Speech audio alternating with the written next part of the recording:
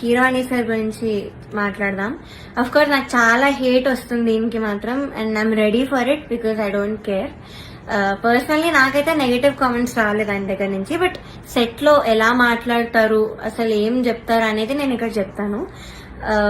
Point number 1, melodies పాడిన వాళ్ళకి మాత్రం వాళ్ళు ఎలా పాడినా కూడా నేను ఆటోమేటిక్ గా మంచి స్కోర్ తీస్తాను అని ఆయన నోట్తో ఆయనే చెప్పారు.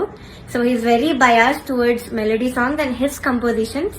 ఎలా పాడినా కూడా మార్క్స్ వేసేస్తారు. అయినే కాదు, అక్కడ ఉన్న సునీత గారు, చంద్రబోస్ సార్ కూడా, వీళ్ళందరూ కూడా అంతే. వాళ్ళ సాంగ్స్ పాడితే మాత్రం స్కోర్స్ ఆటోమేటిక్ గా మంచిగా వచ్చేసాయి. సో ఇది point number 1. Point number 2 is very very hurtful to me personally because నేను ఎలిమినేట్ అయ్యే ఎపిసోడ్ లోనే ఏదో విషయంలో నన్ను చూస్తూ చెప్పారు ఇది కూడా. సో ద థింగ్ ఇస్, నేను మీ అందరికీ తెలుసు సూపర్ సింగర్ లో నా ఫైనాన్షియల్ సిచ్యువేషన్ గురించి కానీ అంతా బయట పెట్టాను. సో దానివల్ల నేను కొన్ని వెడ్డింగ్ షోస్ అలాంటివి చేయాల్సి వచ్చింది. సో ఈ పాయింట్ మీద సార్ మాట్లాడారు. ఏమన్నారంటే అసలు వెడ్డింగ్ షోస్ చేసేవాళ్ళు నా దృష్టిలో సింగర్సే కాదు, నాకు చాలా అసహ్యం, it's like your disrespecting music అని మాట అన్నారు. చాలా చాలా బాగా అనిపించింది. అదేంటి అంత స్టేజ్ లో ఉన్నాయని ఇలా మాట్లాడారేంటి అని. సో ఇదొకటి, నన్ను చూస్తూ మాట్లాడారు ఇంకా. So it was very hurtful.